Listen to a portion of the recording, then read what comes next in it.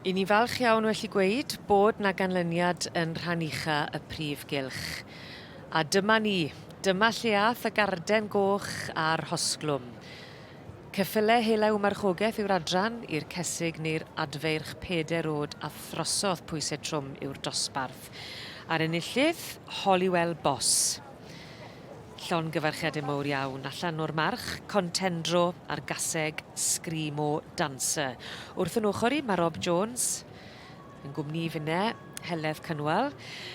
A Holywell Boss, Ie, o'n i jyst yn cypip ar ei wadau. Contendro yw'r mab, rhywbeth tramor yw hwnna, a Screamo Dancer y fam yw erfon nhw dyn ni, Irish Draft, sydd yn naturiol. Mae'r caseg yn gallu twli'r trwch ac yr asgwrn a'r camau sydd yn holl bwysig yn y dosbarth hyn.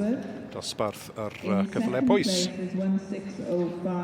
O'n i'n sôn am ceffyl mor fawr yn symud mor rhwydd ac yn ysgafn ar ei drad. Wyt ti'n gweld e, Heledd? Do. Ac yn edrych yn gysurus hefyd. Odi, gyffyrddus.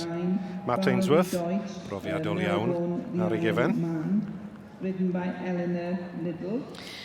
Wel, dim ar ware bach mae rhywun yn ennill yn y sioe fawr yn Llanelwedd, ond dyna'n union yw'r stori fan hyn. Llongyfarchiadau mowr iawn i Holywell Boss yn ennill gyda'r Pwysau Trwm a'r Ceffylau Hela Marchogaeth. Well, Matt Ainsworth from Hereford, no stranger to success here in the Royal Welsh. Does it ever get old getting that red rosette? No, not at all. We're very fortunate that we do it with quite a lot of different horses. I've got a very strong client-based team from Wales, so it's good to come and support it. We are indeed, the Welsh. We're very strong. Well, congratulations. I know you've got the championship, so I'm not going to keep you any longer. We'll have a go. Llongyfarchiadau.